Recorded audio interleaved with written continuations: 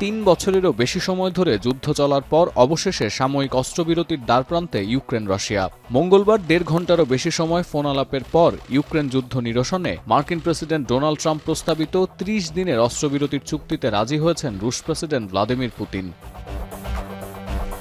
বিবিসির তথ্য বলছে, ইউক্রেনে চলমান সংঘাত পুরোপুরি বন্ধে দীর্ঘমেয়াদী শান্তি প্রতিষ্ঠার প্রস্তাব করেছেন দুই রাষ্ট্রপ্রধান। ফোন আলাপের পর এক বিবৃতিতে হোয়াইট হাউস জানায়, ইউক্রেনের জ্বালানি স্থাপনায় হামলা বন্ধ ও কৃষ্ণ সাগরে সামুদ্রিক অস্ত্রবিরতি কার্যকরের মধ্য দিয়ে যুদ্ধবন্ধের সূচনা করতে আগ্রহী মস্কো। যদিও ক্রেমলিন বলছে, জ্বালানি স্থাপনায় হামলা বন্ধের সিদ্ধান্তে একমত হতে হবে উভয় পক্ষকেই।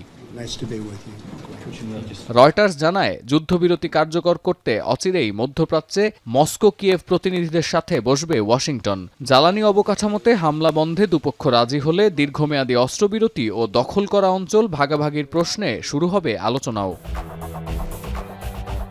আনুষ্ঠানিক এক বিবৃতিতে ক্রেমলিন আরও জানায়, অস্ত্রবিরতির আওতায় 175 জন বন্দীকে একে অপরের কাছে হস্তান্তর করবে ইউক্রেন ও রাশিয়া। পাশাপাশি রুশ হামলায় গুরুতর আহত 23 ইউক্রেনীয় কর্মকর্তাকে কিয়েভের কাছে রেহাই করবে মস্কো। ক্রেমলিনের দাবি, সংঘাত নিরসনে ইউক্রেনে মার্কিন গোয়েন্দা তথ্য ও পশ্চিমা সামরিক সহায়তা বন্ধ করতে হবে বলেও জোর দিয়েছেন পুতিন। রুশ গণমাধ্যম আরটি জানায়, মস্কোর প্রতিনিধি দলের সাথে যুদ্ধবিরতির আলোচনায় উপস্থিত থাকবেন ট্রাম্প প্রশাসনের কর্তা ব্যক্তিরাও।